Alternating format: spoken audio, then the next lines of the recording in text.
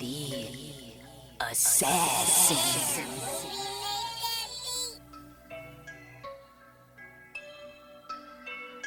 You know I break necks, call me Jack Tate.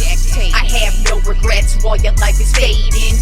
I'm a crazy fuck equivalent to Satan. When I'm behind the mic, I feel like the greatest. You know I break necks, call me Jack Tate. I have no regrets while your life is fading. I'm a crazy fuck equivalent to Satan. When I'm behind the mic, I feel like the greatest. What up, y'all? You're listening to Sports Talk with Tropp, and I'm your host, Tropp.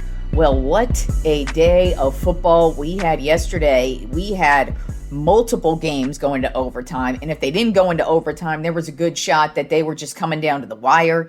And there was pretty much only, I think, like one ass kicking yesterday. It was basically Sunday Night Football. I'm looking through the scores here real quick.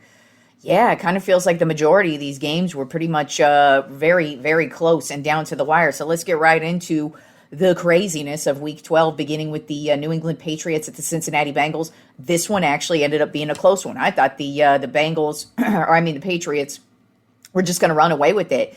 And actually, the Bengals took them to the mat, basically all the way to the fourth quarter. The Bengals actually had the lead at one point in this one, but the Patriots really put it together, and they got the win 26-20. Drake May went 22 for 35, 294 yards, and a touchdown, and just had yet another solid day. His receiver of choice was his tight end, Hunter Henry, for 115 yards and a touchdown, and just an overall solid day from the New England Patriots. Also on the defensive side of the ball as well, they were just able to make the big plays towards the end of the game, really when they needed to, and they just made the big plays. Kind of makes you think if Jamar Chase had not been suspended, he might have made a difference in this game, and the Bengals might have actually been on the winning end of this one had he been able to play in this one. But since he got suspended, he was not in this one, and that may have actually cost them a win in this game. But the Patriots keep on rolling, and they are 10-2 on the season. Then we had the New York Giants at the Detroit Lions. This one went into overtime, and it was shockingly all Giants all day up until the fourth quarter, basically. This has been the theme of the Giants season. It doesn't matter who their coach is. It doesn't matter who their quarterback is. It doesn't matter who their star receiver is. It doesn't matter what's going on with this team. The theme of their season is get a lead and fall apart in the fourth quarter and just completely blow it, and they walk away with a loss. I was even thinking it. I was like, even though they have a different coach coming into this one, and they've got a little bit of a spark, Jameis Winston's coming into play, so who knows what's going to happen here, but it just gives them a little bit of a spark, and it did not give them a bit of a spark. It looked like they were owning the Detroit Lions, but the Lions did what they do, kept in it the whole way, and then they took it to overtime and ended up getting the win. And they ended up going into overtime was crazy. They had this insane field goal to tie the game up, which was one of the most weirdest field goals. You thought it was not going anywhere. You thought it was going wide right, and then all of a sudden it just squeaked in there at the very, very bottom corner to just send it into overtime. But Jahmyr Gibbs had a huge, huge day for the Lions yesterday. 219 yards on the ground and 2 touchdowns, and had the big one in overtime. He was the one who scored the game-winning touchdown. The Lions started with the ball, and so it wasn't a walk-off, but the Giants stayed in it. I mean, they actually had a bunch of trick plays.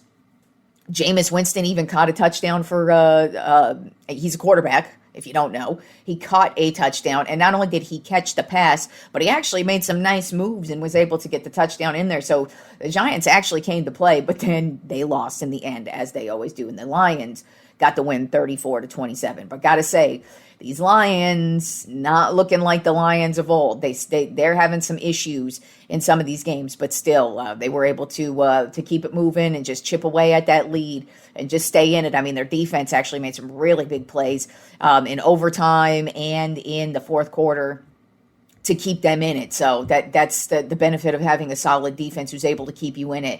If you've got a really good offense and you've got even just a decent defense to keep you in it, you could keep it in it. You could stay in it, and the Lions did exactly that, and that's how they got the win. Then we had the Minnesota Vikings at the Green Bay Packers. Now, this was one of the few games that was not close. It was actually pretty much all Packers all day. They got the win 23-6. And, it was really this Packers defense just took it to the Vikings. J.J. McCarthy had another terrible-ass game. His offensive line, though, is not blocking anything at all. So that's a problem. But, it's just, I noticed J.J. McCarthy's in here, and he's pretty much the only quarterback who has not succeeded under Kevin O'Connell just yet. So that kind of leads me to believe he's really not that good. But we still, it's his first season, so who knows there. But it was not a good game at all from him yesterday, and the Packers just really took it to him, and just it was all Packers all day. Then the Seattle Seahawks were at the Tennessee Titans. This one was all Seahawks for the most part, but it did get close there in the end. The Titans actually scored 14 points in the third quarter, which was very shocking. But the Seahawks did get the win 30-24. Darnold bounced back, had a solid game. Jackson Smith and Jigba, he actually became the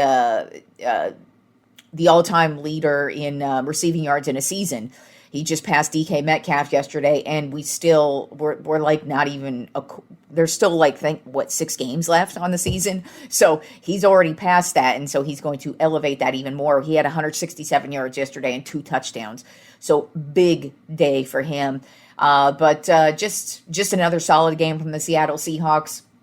Still don't know if I really believe in them once the playoffs hit, but they're definitely a team that's stacking those wins, and it looks like they're definitely poised to at least get one of those wild card spots. If not, the division's still up for grabs, but the way the Rams are playing, I don't know about that. Then we had the Indianapolis Colts at the Kansas City Chiefs. This was another one that went into overtime, and, this was a prove-it game for the Colts. The Chiefs, they're that team where, to me, you can't count them out until they're out. And even though I picked the Colts in this one, it was more for me that the Colts needed to prove it. Because even if the Chiefs had lost this, like I said, they're still in it until they're not in it anymore. But the Chiefs did exactly what they normally do in these close games, where it was all Colts, all first half. And then all of a sudden, the fourth quarters, when the Chiefs turned it on, and they just made the big plays. They hadn't scored a touchdown at all. They were just kicking field goals in the first half, and they just weren't able to get anything going offensively. Patrick Mahomes wasn't really having that great of a day. The receivers weren't really making any of the big plays at all, and every time they'd get into the red zone, they would have to settle for field goals. So it was looking like it was all Colts. But the thing is the Chiefs were actually dominating the time of possession. The first half, even though they only walked away with the 9 points, and the Colts had the lead headed into halftime, the Chiefs had the time of possession, and it felt like they had the ball the entire time. It felt like we hadn't even seen the Colts out there. And then the Chiefs' defense was what really was the difference in this one, is because they contained Jonathan Taylor. And like I keep saying, the Colts go as Jonathan Taylor goes. If Jonathan Taylor has a terrible game, like he did yesterday, Colts lose. If he has a great game, then they probably would have won, or at least had a much better chance. But the Chiefs just kept chipping away, kept making the big plays when they had to, then sent it into overtime, and then they were able to stop the Colts. And even Tony Romo was saying it. There was a 4th and 4 play. They were at like their own 40, 45 in that kind of area. And Tony's like, it's overtime. You got to go for it, even though it's 4 yards. Nothing was really sparking for the Colts offense, but it just kind of felt like you had to go for it in that moment because it's overtime, plus you're playing the Chiefs. And it's like, and they didn't go for it, and he kept saying it the whole time, and then the Chiefs were the ones who ended up walking away with the win, 23-20 in overtime. But he was right about that 4th and 4 play, and that's just the thing about the Colts losing this one, is it doesn't really ruin things for them, because I feel like they have their division on lock. Although they do have they have a very difficult schedule ahead of them, but that doesn't really matter. I still think they're a good team. But even so, this was a prove-it game for them, and they did not prove it at all when they could have, and they had the lead all the way up until the end. But Patrick Mahomes, he had a fantastic game, 29 for 46, 352 yards, and he really put this game on his back, as he has all season long. And then Kareem Hunt, they finally showed out at the running back position. He had 104 yards and a touchdown in this one. And then Rashee Rice also had 141 yards as well. So, and they just made the big plays when they had to. And that's the thing. Like I said, the Chiefs can do that, but the Colts, they needed to win this one, and they did not. Then we had the Pittsburgh Steelers at the Chicago Bears. This was another close one, but the Bears dominated it from start to finish. They got the win 31-28. TJ Watt had a huge game. He actually ended up passing his brother JJ for all-time sacks, on the all-time sack list, on a great sack as well. He ended up sacking Caleb Williams in the end zone, and he also forced a fumble on Williams. And so the Steelers were able to take the lead at that point in time. And this was only in the second quarter, though. But the Bears just did what they were supposed to do. And actually, the difference in the Bears in this game is that they didn't have to make some crazy comeback win in the fourth quarter. It was basically they just kept plugging away, had a game plan. Caleb Williams had a very, very good game. As a matter of fact, went 19 for 35, 239 yards, and 3 touchdowns. But the thing about this team is that they didn't panic. And then the second half was going on, and they just were able to maintain it. I mean, the Steelers' offense actually wasn't playing terrible without Aaron Rodgers, so they were actually scoring and making moves. But the Bears' offense was making plays, and then, of course, their defense made some huge plays, especially at the end of the game in the fourth quarter, causing some fumbles and some turnovers, some key turnovers at the end of the game there. And, I mean, this Chicago Bears team just keeps on winning and dominating their division at 8-3. Then we had the Philadelphia Eagles at my Dallas Cowboys. Another close game. Great game, as a matter of fact. I've been waiting for Dak Prescott to have his moment. You know, I kind of feel like he just really hasn't had that key game, that major comeback win, that significant game. I mean, obviously, he hasn't had it in the postseason just yet. But even in the regular season, you know, he's putting up numbers, and I'm not hating on Dak at all. I love Dak. But he's just has not had that signature game just yet. Yesterday, he changed all of that, and I was hoping he would too. Because, you know, they're down 21-0 at one point, and this is just looking like I'm even like, God damn. It's the first half. I'm like, they've got time, but the way this game is going, you know, they're throwing interceptions, they're fumbling. They're just not doing anything right. The Eagles are just scoring. Devontae Smith, who always tears us up, he's having a fantastic game. And their defense is just stopping us, and it's just looking like a terrible... Even Aubrey missed a kick. So the whole first half was just a comedy of errors for the Cowboys, and it looked like it was just going to be one of those games where they lost 45-0, and it was just going to be like rape. But instead... they actually got it going at the end of towards the end of the second quarter. They were able to score a touchdown, so they were able to get some points on the board, which was super nice. Even though it looked bleak, it's 21-7, and then all of a sudden they score, and it's 21-14, and I'm like, oh my God. Are they actually going to do this? Are they actually going to make a comeback? Because at that point, it was the third quarter. There was still plenty of time left. I'm like, well, they could do this. And the defense, credit to this Cowboys defense. They have actually really, Quinnen Williams has made a huge impact in only 2 games as a Dallas Cowboy. But, I mean, they really, really locked it down in a very, very, very good offense. I mean, Saquon Barkley only had 22 yards yesterday and a fumble. This is a dude who had 2,000 yards last year and absolutely obliterated not only us, but everybody last year. Jalen Hurts couldn't do anything in the second half. And they even hunkered it down with A.J. Brown and Devontae Smith.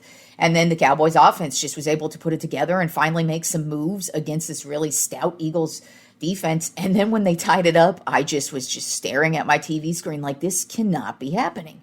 And then all of a sudden, they get a fumble. The Cowboys pick up this fumble. I think it was the Saquon Barkley fumble. And they don't do anything with it.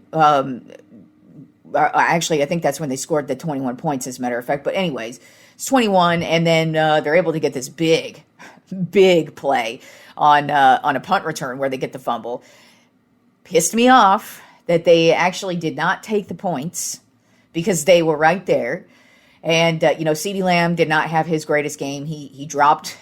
He actually had quite a few drops, but the big one was in the end zone on this very key red zone stand here for the Cowboys. But not only did they not get the 7 points, but, I was thinking, oh, cool, we're in field goal range. And they didn't. They went for it on fourth down, and it was just terrible. And so then the Eagles start driving, and shockingly, the Cowboys defense is able to actually stop them, and they get the ball back. And they drive down and get the win and knock in the field goal, 24-21, and walk it off. And I'm just like standing there in shock, like I can't believe this happened. Because at the beginning of the game, I'm thinking, oh, this is not happening. It's 21-0. This is going to be the worst game of my life. And then all of a sudden they get the win, and I'm like, what the fuck? And it's just their defense, playing great defense. The offense just chipped away and overcame all of the follies at the beginning of the game and really got a huge win. Dak Prescott not only had his signature game, but he is now the all-time leading passer for the Dallas Cowboys. And imagine how much he's going to widen the gap on that, because dude's got at least a few more years in him.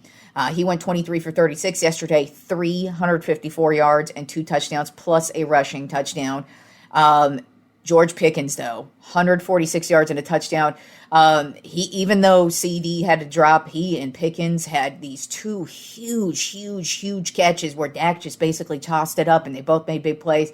But Pickens has been making big plays. Ferguson's been making big plays. Really love what I'm seeing from this offense. But like I said, the defense really played great. They stood their ground when they had to. And, oh, my God, I don't know. I mean, Cowboys are 5-5-1. They've got a shot at potentially getting the wild card spot here, but that was a really fun game to see, and a signature moment from Dak Prescott finally. And hopefully this just keeps it moving for the Cowboys, because a lot of people always they overwrite a lot of teams like this, where they have a terrible first start to their season, and then there are teams, believe it or not, who have actually won the Super Bowl and been 500. There's a team, the New York Giants. They did it years ago against a team in the New England Patriots who was supposed to go undefeated. At this point in the season, the New York Giants were actually about 500, playing terrible football, and then they just put it together the second half of the season and put it together in the playoffs and actually won. So I'm not saying the Cowboys are going to do that, but it's nice to see them get a win like that, because it kind of propels you into thinking that things like that can happen. But just a huge win. Also, one of the biggest comebacks that the Cowboys have ever had in the history of their franchise. And gotta love it, because it was against the Philadelphia Eagles. Then we had the Cleveland Browns at the Las Vegas Raiders, and this was one of the few games that was not close. The Browns got the win 24-10, and thankfully they did, because Myles Garrett continues to be an insane motherfucking beast. He had 3 more sacks. Yes, 3 more sacks. I feel like on average, dude has 3 sacks a game. He is now at 18 sacks on the season. Mind you, the record is 22 and a half sacks, and Garrett's at 18. So Garrett could potentially break the record in a couple games here. And if he doesn't do it, like on this 3-sack average, I'm betting you he's going to pass 22 and a half. As a matter of fact, I'm going to go out on a limb and I'm going to give Garrett a cool 25 sacks when the season's over. And good for him to not only have an amazing game and be a huge impact in yesterday's game, but thankfully they finally got a win. Shedeur Sanders, he got the start yesterday and had a pretty solid game. Nothing perfect, but he came out, made some big plays, but so did the rest of the offense, and it was a really overall good game. But, I mean, Myles Garrett, I don't know what to say about this dude. Sometimes you expect them to lose a step, and especially defensive players, they don't usually be this consistent. Myles Garrett, I'm not kidding when I say he averages 3 sacks a game, and it's not even just this season. It's last year, and it's the year before. I mean, what has he got? 3, 4 Defensive Players of the Year awards, and he's had 18 sacks already. I mean, he should easily smash that record. That's why I said cool 25. I'm going 25 is what he's going to be at. But, I mean, if he's averaging what he's averaging at, he's going to surpass that here in a couple of weeks. And I hope he does, because it'd be great to see that. But Myles Garrett in beast mode, and finally got a win with the Cleveland Browns over the horrific Las Vegas Raiders, whose offense is so bad that they fired their offensive coordinator, Chip Kelly, right after the game. Then another close game that went into overtime was between the Jacksonville Jaguars and the Arizona Cardinals. And this was actually probably the best game of the day. Where basically it felt like every time the whatever offense came out and played, they were scoring. It was back and forth, and I mean, it was down to the wire. That's why it went into overtime. And even in overtime, The Cardinals had a shot. It was really just a wing and a prayer pass, but they basically had a shot all the way till the bitter end of overtime. But the Jaguars ended up walking away with the win, 27-24. But Jacoby Brissett had another great game for the Cardinals, 33 for 49, 317 yards and a touchdown. And this is a dude who doesn't really have a number one guy. I mean, Marvin Harrison Jr. didn't play for his second game in a row yesterday, so I don't know, man. Brissett looks like he is that dude in Arizona as a starting quarterback. But even so, the Jaguars got the win, and the Cardinals got the loss, and another crazy game that went into overtime. Then we had the Atlanta Falcons at the New Orleans Saints. Falcons got the win in this one, 24-10. Shockingly, this one wasn't close. It was just all Falcons all day. But, yeah, I mean, there really wasn't much to say about this one just because it's Falcons, Saints. Who gives a shit about either team? They're not doing anything this year. And, yeah, there we go. The Falcons won, 24-10. And then the Sunday Night Football matchup, which should have been a good game, but ended up being basically the biggest ass-kicking of the weekend, was the Tampa Bay Buccaneers at the Los Angeles Rams. Even before Baker Mayfield was injured in the second quarter of the game, the Rams were running away with this one. It felt like the Rams scored on every single possession in this game. They got the win 34-7. Against a really good Buccaneers team, by the way. That score does not describe what the Buccaneers are on offense or defense at all, but that was a terrible game from them. Someone who did not have a terrible game was Matthew Stafford. He had an amazing game. Went 25 for 35, 273 yards, and 3 touchdowns. And he better be the front runner for MVP at this point in the year. I mean, we've still got 6-7 games left to go, but he's been showing out. I mean, still... only 2 interceptions on the year and really just playing flawless football right now. And, I mean, just delivering the ball with precision and just really orchestrating this offense like in his sleep, basically. And this was just a huge win for the Rams, especially because the Eagles lost. So now they are the number 1 overall seed. And if the Eagles lose again, I mean, the Eagles got the Bears coming into town, and that's not going to be an easy win for them there. So let's say the Eagles lose this week and the Rams win this week. Well, the Rams are widening that gap not only in their division, but in the NFC as well. Moving on to Monday Night Football's matchup tonight. It's between the Carolina Panthers at the San Francisco 49ers. Right now, the Niners are a 6.5-point favorite. But I think that's a little bit too high just because I think the Panthers, while I still think they have some room to grow, and they're definitely... I wouldn't say I believe in them yet to take over the division, even though if they get the win tonight, they will overtake the division. But I still think they're not a really scary team yet, but they're definitely going to be in it. As a matter of fact, I think this is going to be more of a close game than people are anticipating because the Panthers have been keeping it close in just about every game they've played this year. And I just kind of feel like their defense is going to take it to the Niners. But the Niners defense, I think, is also going to play well. But I think the Niners offense is slightly better. They also have Christian McCaffrey, who I think is probably going to make the bigger plays over than what the Panthers have going on. Even though the Panthers offense has been they've had their moments over the last few games, especially in the last game. But I just kind of feel like the Niners are the better team and the Panthers aren't there yet. But I do think the Panthers are going to make this a close one, and I've got the Niners winning a close one, 21-19. Moving on to the Tropp 10 NBA Power Rankings this week. Not a lot of changes at the top, and actually not really talking about any new teams except for one who's super surprising. But let's get into number 1, who remains number 1 because they got to remain number 1, and that is the Oklahoma City Thunder because they're 17-1 on the season. Yeah, 17-1 on the season. That is their best start in franchise history. This week, they're currently on a 9-game winning streak, by the way. This past week, they beat the New Orleans Pelicans, the Sacramento Kings, the Utah Jazz, and the Portland Trail Blazers. And the only thing to say about this team is they just look really damn good. I mean, that's why they're 17-1. That's why they're number 1 on my power rankings. And I mean, honestly, what can you say about them? They're fucking good. That's it. That's all I've got on the Oklahoma City Thunder is they are fucking good. And that's that. Number 2 on my Tropp 10 NBA power rankings of the Detroit Pistons, overall record of 14-2. and they are on a 12-game winning streak, y'all. They just keep on winning. This past week, they beat the Indiana Pacers, the Atlanta Hawks, and the Milwaukee Bucks. And this team is just great on all levels. They are playing great offensively. They're playing great defensively. They're dominating the paint. I mean, this is one of the most.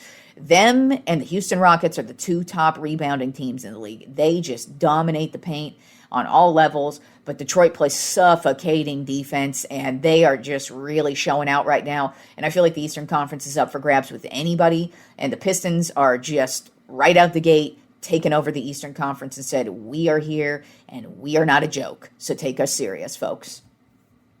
Then at number 3 on my top 10 NBA power rankings of the Los Angeles Lakers, overall record of 12-4.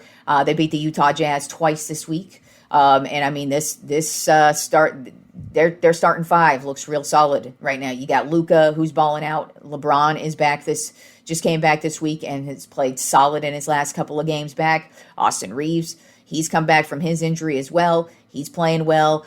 Ayton has been the hugest surprise. I mean, he's actually dominating the paint, which is very shocking. And then you've got Marcus Smart playing really well on defense. And you got LaRavia. He's come in out of nowhere, really off of the bench, and just played some really good, solid minutes. Rui Hachimura, he's having a solid year. It's just, this is a really overall solid Lakers team. And like I said, I'm looking forward to seeing what LeBron brings to the table with this team, because we know he's not going to be the GOAT LeBron. He's, to me, going to be the facilitating LeBron. He's basically, to me, going to be playing like a Magic Johnson type role, where he's going to be more about the assists, playing some defense, and scoring when he has to. But I kind of feel like we all know this is Luka's team, and he's got no problem with that role right now. Then at number 4 in my top 10 NBA power rankings of the Denver Nuggets, overall record of 12-4. This past week they lost to the Chicago Bulls, beat the New Orleans Pelicans, beat the Houston oh my God, I'm getting my sports mixed up. Houston Rockets, and then they lost to the Sacramento Kings. And unfortunately, they lost Aaron Gordon to an injury this week. He is going to be out 4 to 6 weeks with a hamstring injury. So that was the problem last year for the Nuggets. I mean, they've been right out the gate playing excellent basketball, especially Nikola Jokic as well, the triple-double king. He's having no issues. Jamal Murray is having a monster year himself.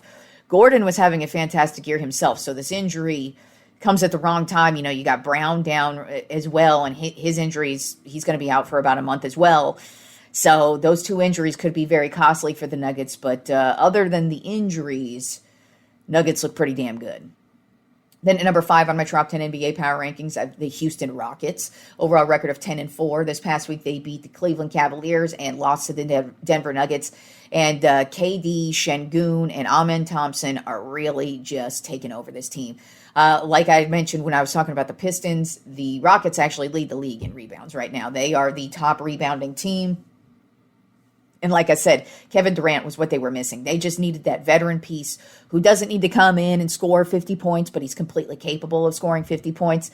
KD's more, to me, playing that role that LeBron's going to be playing with the Lakers. He's going to be a guy who could take over the game, but he doesn't have to take over the game. It's Şengün's team, in my opinion. He's been the one getting the double-doubles, the triple-doubles, really he's been getting the rebounds, the assists. He's really been taking over, and KD's been doing what the veteran KD's supposed to do. Just stepping in and knocking down the important shots when he has to. Then at number 6 on my top 10 NBA power rankings of the Cleveland Cavaliers. Overall record of 12-6. This past week they beat the Milwaukee Bucks, lost to the Houston Rockets, beat the Indiana Pacers, and beat the Los Angeles Clippers. And Donovan Mitchell having another fantastic season. But Evan Mobley, he's been the other dude who's really been making a difference on the boards. And with the rebounds and the assist, he's really just making the big difference there on that side of the ball. And then, of course, you've got Garland coming back from injury. He's been slowly working his way back into the starting lineup. So I feel like once he gets going, that's when the Cavaliers are really going to start going. I mean, they're still 12-6. It's not like they're bad, but I mean, I kind of feel like when you look at them compared to the Detroit Pistons right now, Pistons are on a whole other level than the Cavaliers at this point in the season, the very early season. Then at number 7 of my top 10 NBA power rankings, the team that is falling, but not really shocking, and that is the San Antonio Spurs, 11-5 on the season. This past week, they beat the Memphis Grizzlies and the Atlanta Hawks, but lost to the Phoenix Suns. But it's really no shock just because, Victor Wembanyama, he's out with the injury right now, and I kind of feel like that's going to take a toll on them. Castle is still out. They were saying last week that he was potentially going to be coming back, but it looks like he's had a setback in his injury. So he's actually going to be out another couple of weeks. So kind of feel like the injuries are going to take the wind out of the sails for the Spurs for now. But once they get Wemby back, I think they're going to be just fine. But they are playing pretty solid without him. I mean, they still went 2-1 this past week without him. So that's not bad at all. But I just kind of feel like no Wemby is going to be some problems in these close matchups. Then at number 8 on my top 10 NBA power rankings of the Miami Heat, overall record of 11-6, and to me this is one of the biggest surprises in the league, just because Tyler Hero hasn't played at all. As a matter of fact, he comes back this week. He's expected to play his first game, I believe, tonight or tomorrow, whenever the next Miami Heat game is. He's supposed to be back. But this past week, they beat the New York Knicks, the Golden State Warriors, the Chicago Bulls, and the Philadelphia 76ers. But this team's been playing excellent basketball from start to finish. And it's really just they're playing great team basketball. And like I said, Tyler Hero hasn't even stepped on the court yet. And he's been their dude. I mean, especially before he got injured, he was on fire. So it's going to be interesting to see what happens with this Miami Heat team, because they're in a very quiet division where I feel like they could easily just storm through this division. And you get Tyler Hero back, and if he's playing like the usual Hero that he does, well, then Miami is going to sail. And, like I just said, this past week, those 4 teams that they beat are all legitimate teams, especially right now. You got the Knicks, who were in the playoffs last year, Golden State Warriors, who are on a heater right now. You got the Bulls, who have been playing well, and then you got the Philadelphia 76ers, who've been playing well. And so it's like you're playing well against good teams, and you don't even have your star. But probably the most surprising team right now is my number 9 team on my top 10 NBA power rankings. It's the Toronto Raptors. Overall record of 12-5. They are currently on a 7-game winning streak. This past week, they beat the Charlotte Hornets, the Philadelphia 76ers, the Washington Wizards, and the Brooklyn Nets. And it's really just, I looked at this roster and I was like, what's going to happen with this roster? I mean, you got Brandon Ingram, who's been having a phenomenal year, and I'm a big Brandon Ingram fan. He used to be a Laker years ago. And I've just always kept up on where he's gone, and he's just usually a very solid player, but he just gets injured at times. But he's been on a tear this year. R.J. Barrett's having a great year, and then Scotty Barnes is also having a great year. But I remember when I was looking at my preseason, rankings and stuff, and looking over at the Toronto Raptors, I was like, this team's going to be lucky if they get 12 wins, and here they are at 12 wins. Already on the season. I don't know how long it's going to last. I mean, this could just be one of those fluky things, but they are playing really solid basketball right now, really surprising basketball, and it's really just due to all those 3 guys that I mentioned. And like I said, Brandon Ingram playing really solid basketball on the offensive and defensive side of the ball, and if he's just able to stay healthy, this Toronto Raptors team really could make some waves simply because the Eastern Conference is wide open. And then rounding out this week's top 10 NBA power rankings at the Minnesota Timberwolves, overall record of 10-6. This past week, they took down the Dallas Mavericks, the Washington Wizards, and then lost to the Philadelphia 76ers. But this team's basically the same as what it was. You got Julius Randle playing really solid basketball on the offensive and defensive side of the ball. Then you got Anthony Edwards just having another phenomenal year, just taking over games when he has to, and then Rudy Gobert doing his thing in the paint. But it's just... He's just, he's playing well right now statistically, but he's just very soft to me. And it just kind of feels like once the season wears on, he's just going to disappear as he usually does. But right now, Minnesota's playing pretty solid, and, they're keeping up with Oklahoma City and Denver, and those are their division rivals, and they've got to keep pace with those two, especially Oklahoma City, who's just trouncing everybody at this point. But Minnesota playing very, very solid basketball. Basically look like they've looked last year. It's just we'll see how things progress as the season wears on. But Anthony Edwards, he looks like he's having a dominating year, and then Randall's just right back in playing great defense and offense. All right, y'all, enjoy the rest of the week of sports, and I will talk to you fools on Wednesday.